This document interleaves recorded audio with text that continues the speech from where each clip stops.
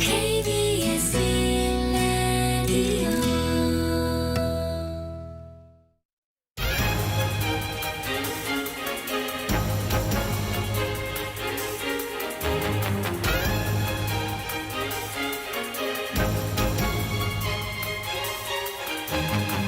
오늘 아침 일라디오. 안녕하십니까. 오늘 아침 일라디오 아나운서 오승원입니다. 오늘 비가 내리고 있는데요. 출근길 큰 혼란이 예상되고 있습니다. 서울 시내버스 노사가 밤새 벌인 임금 협상이 결렬되면서 총파업에 돌입했는데요. 오늘 첫 차부터 버스 운행이 중단됐습니다. 서울 시내버스 약 98%에 해당하는 7,200여 대가 운행을 멈추게 되고요. 이런 서울 지역 버스 파업은 12년 만의 일인데요. 파업이 종료될 때까지요, 지하철 운행이 늘어난다고 합니다. 출퇴근 주요 혼잡 시간을 지금보다 연장해서 열차 투입을 늘리고요. 지하철 막차도 오전 2시까지 연장해서 심야 이동을 지원한다고 합니다. 열차 지연과 혼잡이 발생하면 즉시 투입할 수 있도록 비상대기 전동차도 준비하고요. 잠실역, 사당역, 서울역, 강남역 같은 혼잡도가 높은 주요 역사 17곳에는 질서 유지 인력도 배치된다고 합니다. 서울 25개 자치구에서는요, 무료 셔틀버스도 운행한다고 합니다. 운행이 중단된 시내버스 노선 중에 마을버스가 다니지 않는 지역을 중심으로 지하철역까지 이동이 연계될 수 있도록 투입하고요. 서울시는 파업 장기화에도 대비해서 학교와 공공기관, 민간기업 등의 등교 출근 시간을 1시간 조정해 줄 것을 요청한다고 하는데요. 근데 장기화되지 않도록 해야겠죠. 모쪼록 시민들의 불평과 피해를 줄일 수 있도록 최대한 빠른 시일 내에 원만한 협상을 이룰 수 있길 기대하고요. 오늘 출근길 다들 좀 여유 있게 나서셔야겠습니다. 지금 움직일 때입니다. 3월 28일 수요일 오늘 아침 일라디오 출발합니다.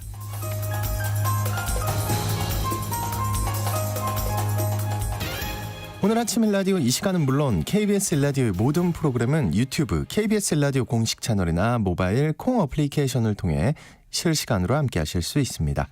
KBS 일라디오 채널 구독과 좋아요, 댓글 많이 부탁드립니다. 자, 오늘 농수산 이슈 시간에는요, 대파값 논란에 대해 살펴보겠습니다. 또 어른의 성장법 시간에는 새로운 우울증 치료법들에 대해 알아보겠습니다. 예술로 떠나는 여행 시간에는요, 지푸라기 등을 사용한 풀집 공예 속으로 떠나보겠습니다. 방송에 참여하실 분들은 단문 50원, 장문 100원이 드는 유료 문자 샵 9730으로 보내주시기 바랍니다. 유익한 정보와 살아있는 이야기가 있습니다. KBS 오늘 아침 일라디오.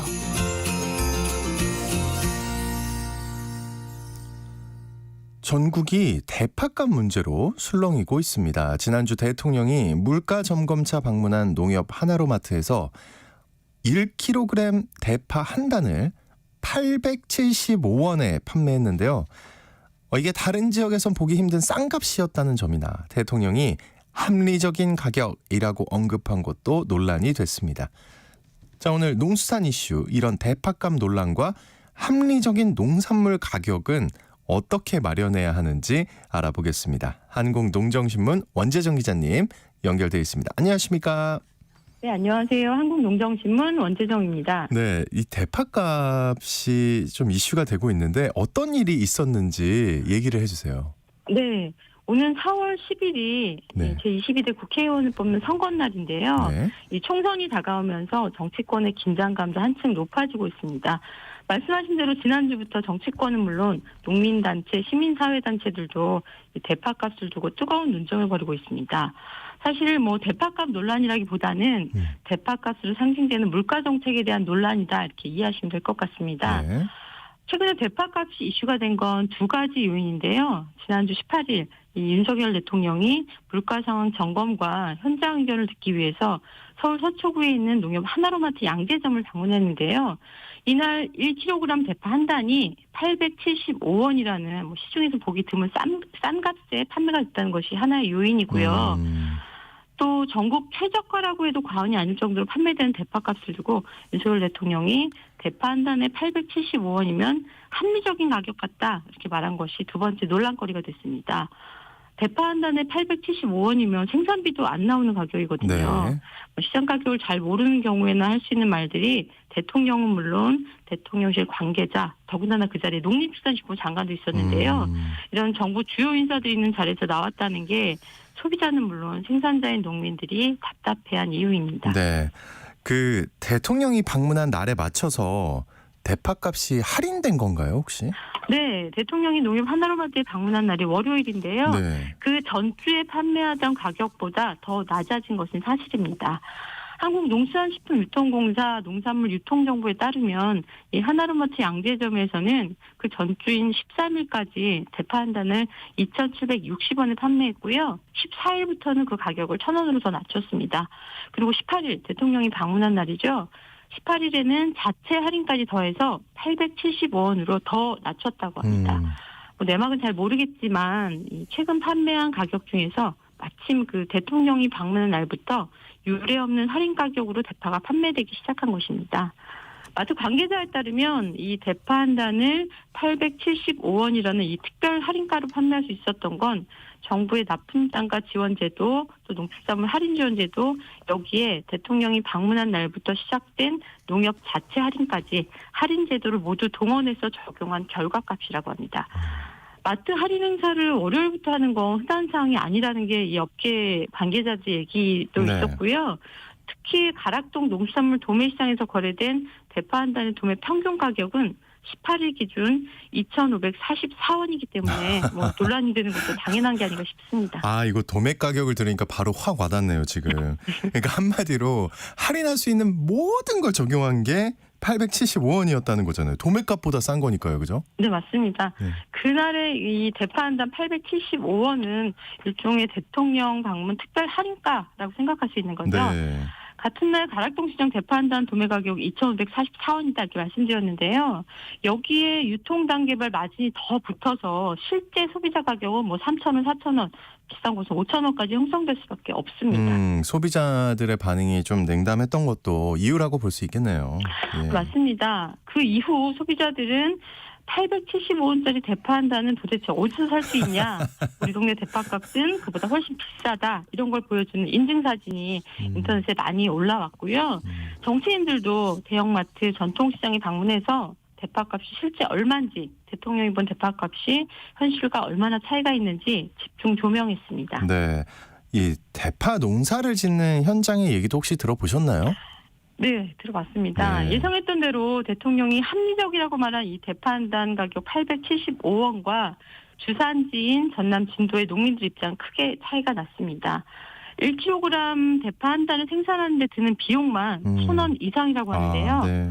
인건비 굉장히 비싸잖아요. 그쵸, 네. 뭐 인건비에다가 대파를 키우기까지 들어간 비용, 이런 자재 비용, 또 농지 임차료 등등을 포함하면 자간농비를 제외하고도 대파 한 단의 생산비만 1,000원이 넘어갑니다.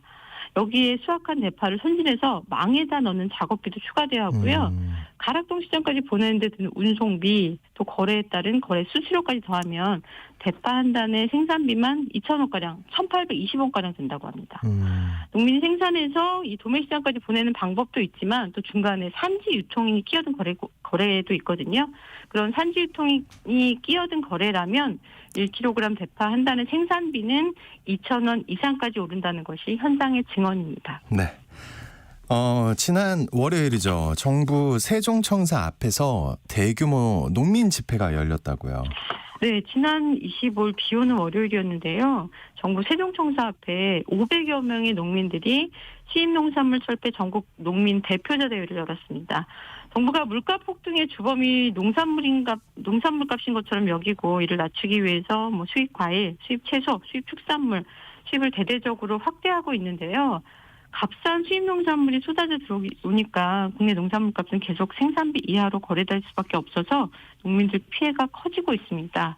그렇다고 물가를 잡는 효과도 거두지 못하고 있기 때문에 이런 실태를 한 목소리 비판을 했는데요. 특히 물가 안정을 위해 쓰는 세금이 결국 대형마트나 기업, 또 수입 유통업체 등에 지원되고 있을 뿐만 아니라 오렌지, 바나나, 망고 이런 수입 과일의 할당 관세를 지원해서 수입 원가를 낮춘다고는 했지만 그렇다고 소비자 가격이 대폭 낮아지는 것도 아니기 때문에 그렇죠. 네. 이 정부의 무차별적인 수입이 도대체 누굴 위한 것인지 물었습니다. 이날 이 전국 농민 대표자 대회에 참석한 농민들은 이 손수 키운 대파를 손에 움켜쥐고 대파값 논란도 이어갔는데요. 농민들의 대규모 집회가 열린 바로 다음 날 26일인데 네. 정부가 올 초에 이어서 대파 3,000톤을 무관세로 수입하겠다고 또 발표해서 논란은 계속 이어질 전망입니다. 참 답답한 상황인데요. 그 소비자와 생산자 모두를 살리는 농산물 가격 정책은 그럼 어떤 방향이어야 좋을까요? 네, 지금 주요하게 얘기되는 부분이 유통개혁입니다. 직거래처럼 유통 단계를 대폭 줄이는 방법도 활성화돼야 하고요. 그렇죠. 예. 또 하나, 지금 가락동 시장에서 산지의 농산물이 이 경매를 통해서 거래되는데 경매 가격은 물건 상태에 따라서 정해지는 게 아니라 그날 물량에 따라 값이 정해집니다. 물량이 조금만 늘거나 줄어도 가격이 요동치는 구조라는 건데요.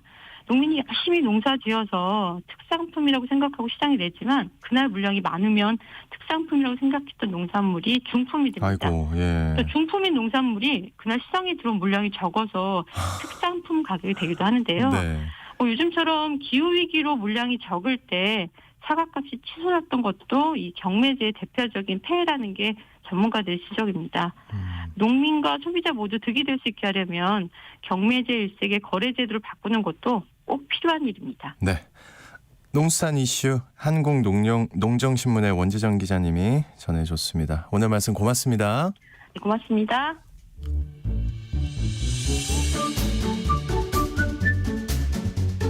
아침을 여는 기분 좋은 습관. KBS 오늘 아침 일라디오.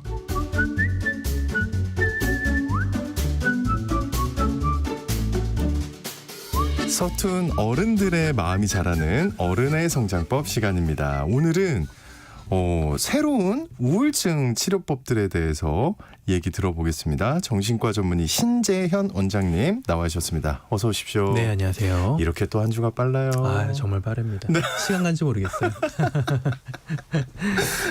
굉장히 요즘 이제 즐겁다라고 받아들여야 되는 거죠? 아, 네.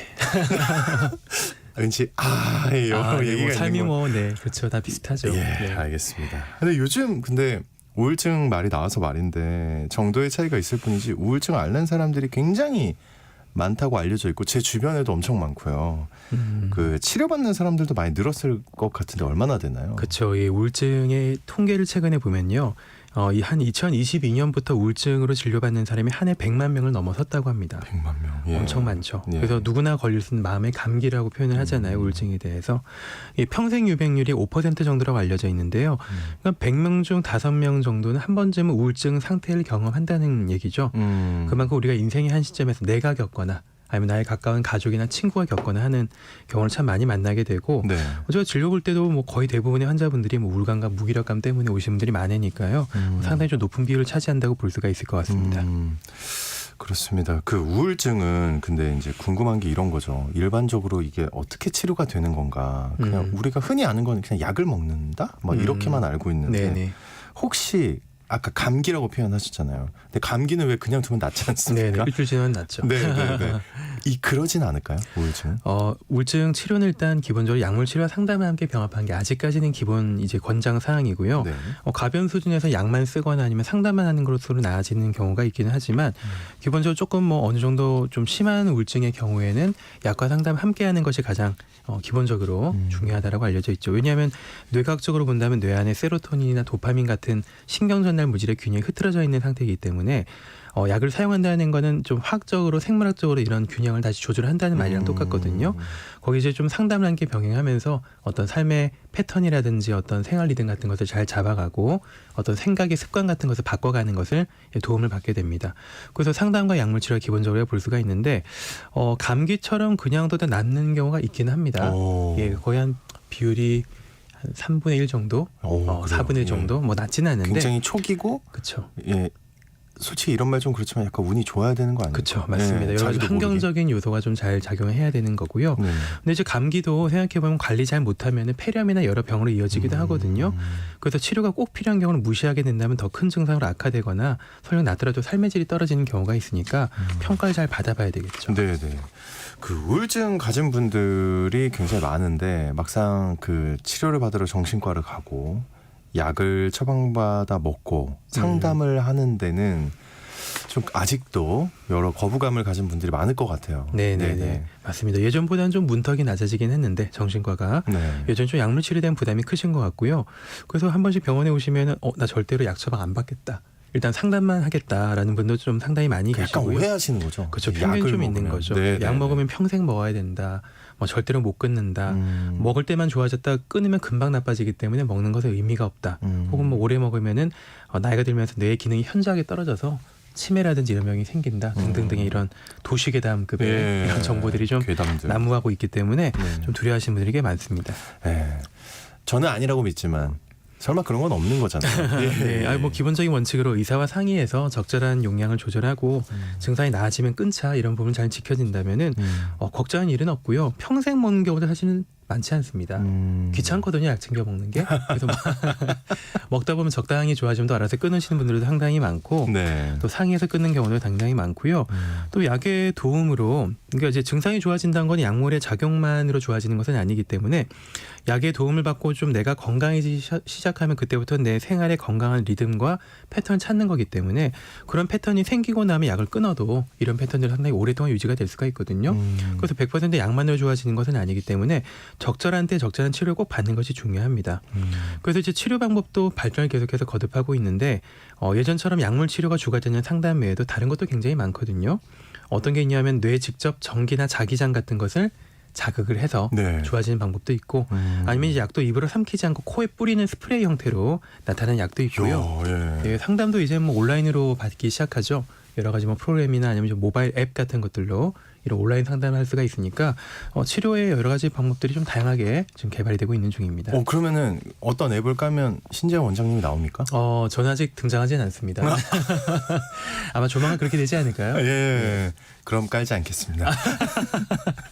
근데 얘기 듣다 보니까 신기하네요. 뭐 스프레이 얘기도 나오고 뭐 네. 전기 뇌에다 뭐 자기장 자극 이런 것도 있는데 특히 이제 코에 뿌리는 거 이거 굉장히 신기한데요? 네, 이게 원래 이제 네. 항울제는 입으로 먹는 것으로 많이 알려져 있는데 최근에 항울제 연구에서 큰 관심을 받고 있는 게 이제 코에 뿌리는 약물이거든요. 그 에스케타민이라는 성분인데요. 네. 이 약물이 원래 마취제로 사용하는 케타민이라는 성분이 있습니다. 그런 것들이 이제 조금 더 파생되어서 만들어진 약물이고요. 주로 치료 저항성 우울증 환자를 대상으로 하는데 치료 저항성 우울증이라고 하는 거는 치료 저항성. 네, 예. 기존에 2가지 이상의 항물제 치료를 해봤는데도 잘 좋아지지 않는 사람들, 쉽게 말해서 잘 낫지 않는 우울증 환자분들한테 사용을 해봅니다. 네. 특징은 좀 굉장히 신속하다는 데 있는데요. 원래 전통적인 항울제가 작용하는데 몇 주 정도 시간이 걸리는데 이 코에 뿌리는 스프레이를 쓰고 나면 몇 시간 내로 우울증 증상이 개선되는 것을 볼 수가 있고요.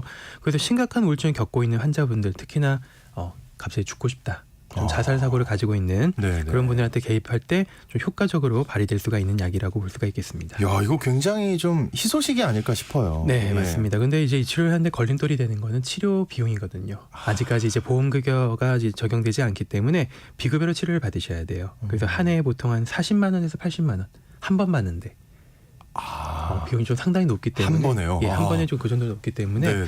이게 한 번으로 또 끝나는 게 아니고 몇 주 동안 좀 연달아서 치료를 받으셔야 되거든요. 몇 주 동안 연달아서. 네, 그래서 아직은 좀 치료비용이 상당히 크기 때문에 접근하기가 쉽지가 않은데 네. 아마 이 부분은 필요에 따라서 진짜 필요하다면 아마 보험 체계에서 도입이 되지 않을까 일단 기대를 하게 됩니다. 이게 근데 효과가 굉장히 좋다는 거잖아요. 빠르고 좋고 근데 이제 뭐 아직까지 연구 중이고 좀 더 우리가 근거가 쌓여야 되는 약이긴 하니까 이게 100% 제일 좋은 약이다라는 것보다는 단계적으로 치료를 해봤을 때 진짜로 잘 치료가 어렵다 분들한테 좀 적용할 만한 좀 그런 옵션이라고 볼 수가 있고요. 네. 한국은 아시다시피 자살률이 OECD 국가 중에서 제일 높기 때문에 그러게요. 예. 네, 그래서 이런 치료 옵션에 대해서 좀 한번 고려를 해야 되지 않나라고 생각을 합니다. 그러니까 이제는 좀 적극적으로 저는 사실은 이제 보면은 자살률 1등에 네. 출산율 꼴등 아닙니까? 네네네. 이 두 가지에 올인해야 된다. 예. 나라의 좀 미래가 이제 어두워지기 전에 이미 많이 어두워지고 있지만 네, 네, 열심히 네. 좀 노력을 해야 되지 않나 그러니까요. 생각을 합니다. 참 그래서 이렇게 정치인들 싸우는 거 보면 답답합니다. 예, 이런 얘기는 안 하고. 그리고 또 이제 약물이 아닌 뇌를 직접적으로 자극하는 방법도 있다고 하셨는데 어떤 방법들일까요?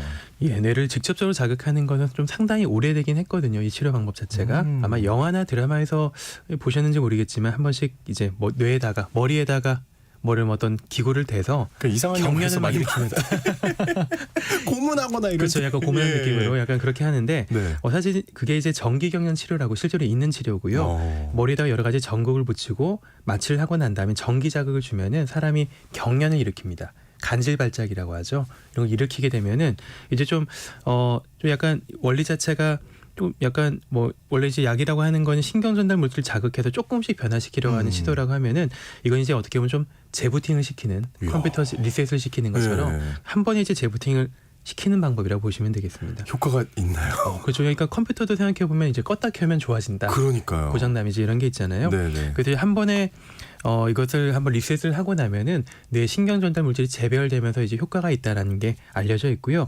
실제로 치료 저항성 우울증이나 조현병, 조울증 같은 심각한 상태에서 큰 도움이 되는 치료라고 볼 수가 있습니다.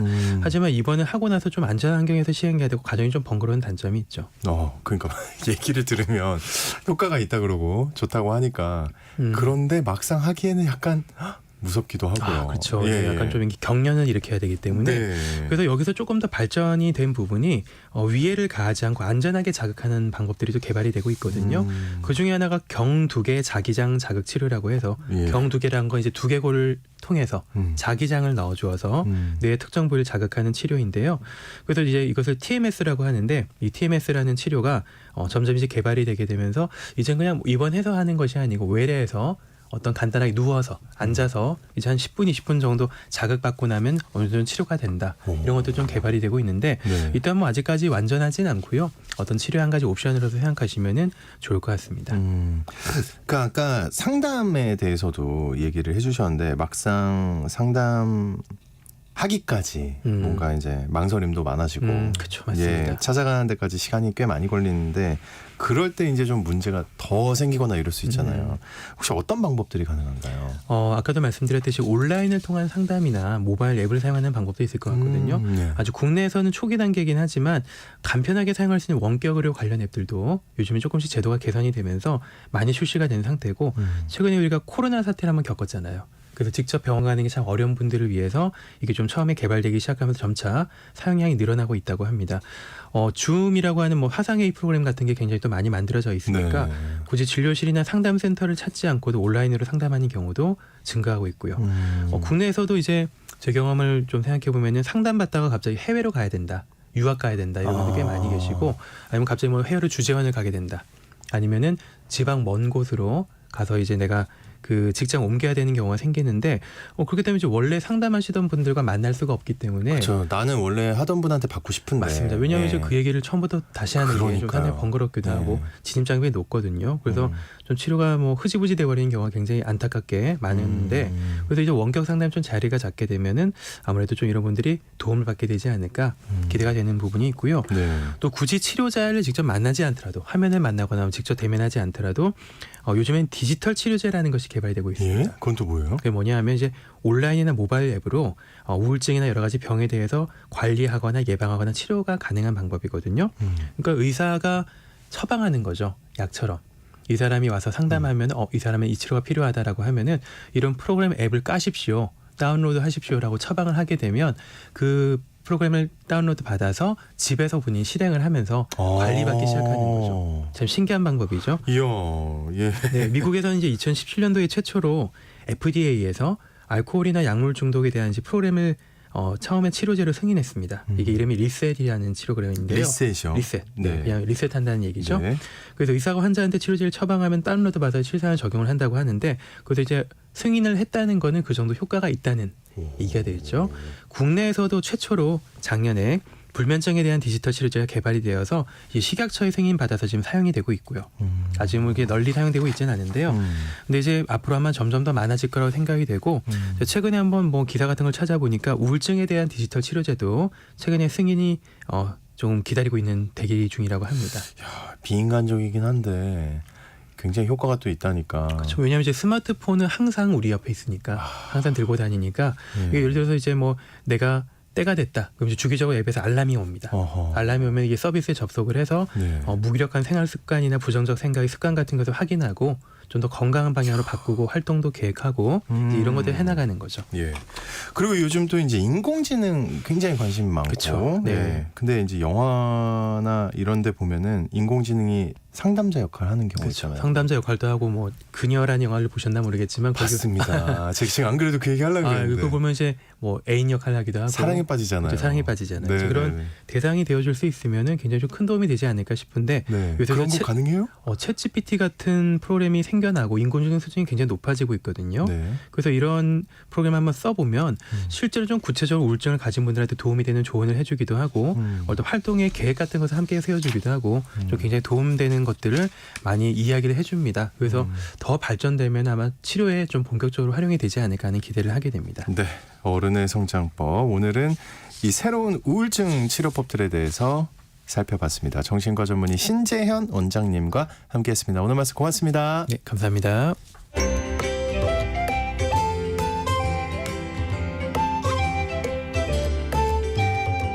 상쾌한 하루의 시작. KBS 오늘 아침 일라디오. 전통의 멋과 맛을 느낄 수 있는 예술로 떠나는 여행 시간입니다. 모던한의 조인선 대표님과 함께하겠습니다. 어서 오십시오. 안녕하세요. 네, 오늘 어떤 이야기 들려주시나요? 오늘은 세상에서 가장 오래된 예술에 대해서 좀 소개를 가장 해드리려고. 오래된 예술. 네. 혹시 네. 한 몇 년 정도 됐을까요? 예? 세상에서 가장 오래된 예술. 예술. 네. 그 외에 그 뭐냐 구석기 시대인지 신석기 시대인지 동굴의 벽화 아, 네. 이게 아닐까요? 근데 이제 그거는 조금 뭐라 그러지? 이제 이렇게 그린 거고 공예라고 해서 직접 만드는 거에 만드는 대해서. 거? 네, 네. 예술로 만드는 거 필요가 아니라. 그렇죠. 얼마 안 됐을 것 같은데요. 아니다. 아니야 오래됐을 것 같아요. 네. 그냥 한 1000년 봅니다. 1000년이요? 네, 그냥 갑니다. 좀 더 쓰셔야 될 것 같은데요. 1500?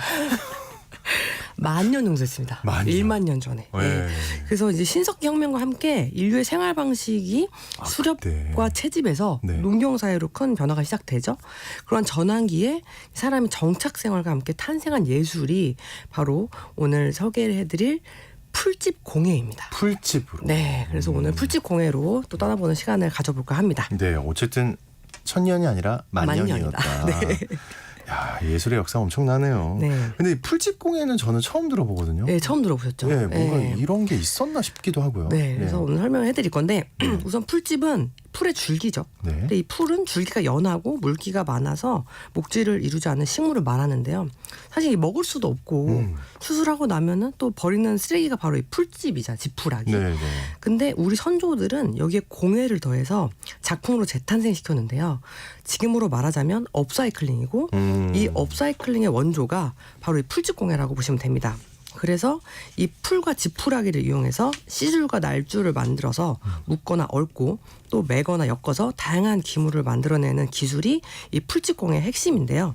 이 지리적인 환경과 생활 습관에 따라서 자연에서 채취하는 풀의 종류는 다르겠지만 이러한 풀들로 만든 도구나 바구니, 옷 등으로 만들어지는 전체의 과정을 통틀어서 풀집공예다라고 생각하시면 될 것 같습니다. 바구니 하니까 떠오르네요. 그렇죠. 예. 복조리 하니까 떠오르시고. 네. 맞네요. 그런 게 있었네. 근데 이제 풀집 공예라는 게 아무 풀로 다 되나요? 그러진 않을 것 같거든요. 그렇죠. 예, 예. 어떤 풀인가요, 주로? 그래서 이제 나라마다 기후에 따라 좀 다른데 우리나라 같은 경우에는 주로 4가지 풀을 사용해서 다양한 풀집 공예를 했는데 가장 많이 사용했던 것이 벼. 벼. 예. 그래서 벼 같은 경우에는 나락, 그러니까 쌀하고 볏짚이 얻어지잖아요. 그래서 이 볏짚을 말려서 집신, 가마니, 거적과 같은 거를 만들 때 사용을 했습니다. 그리고 옷을 만들 수 있는 풀도 있었어요.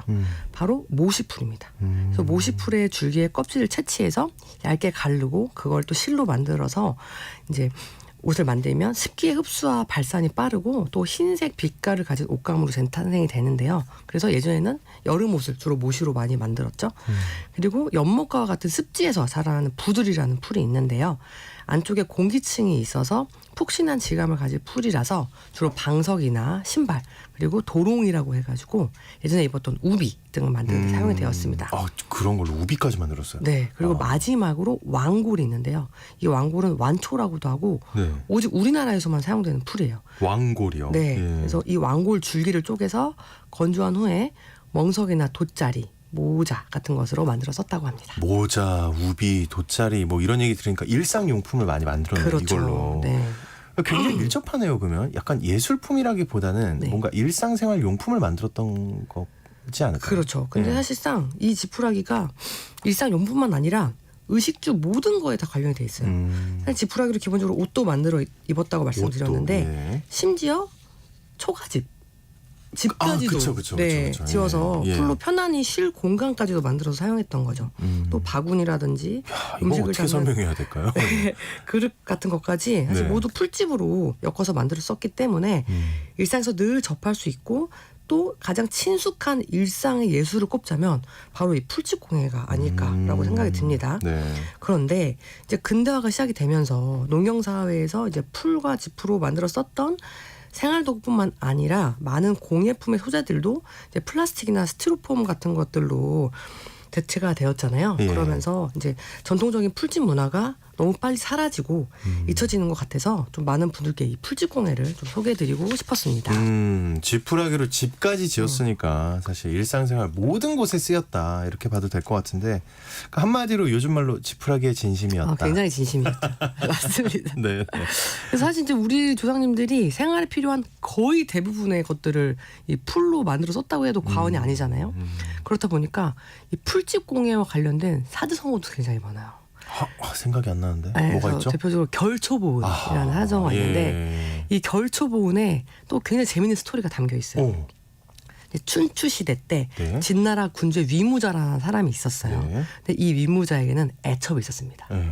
근데 이제 위무자가 병석에 눕게 되면서 아들을 불러서 자신이 죽으면 이 애첩이 외로울 테니까 다른 곳으로 빨리 시집을 보내라라고 말했어요. 근데 위독해진 위무자가 갑자기 생각이 바뀌었다면서 자신이 죽으면은 그 무덤에 애첩도 함께 묻어달라. 갑자기 이 소원을 남기고. 잠깐만요. 행복을 빌더니. 그러니까 네. 갑자기 생각이 바뀐 거예요. 야 이렇게 무서워져요? 네. 갑자기? 그리고 네. 세상을 떠났어요. 그 그래서 예전에 진짜 죽여요? 순장하는 문화가 있었잖아요. 아 진짜. 그런데 이제 무슨 심성이 죄입니까? 네, 심성이 착했던 위무자 아들이 고민을 하게 되는 거예요. 도저히 묻을 수가 없는 거야. 산 사람을 묻는 게 너무 잔인한 말도 안 거잖아요. 돼. 네. 그래서 고민을 하다가 네. 아버지 애첩을 순장하는 대신에 얼른 다른 곳에 시집을 보내요.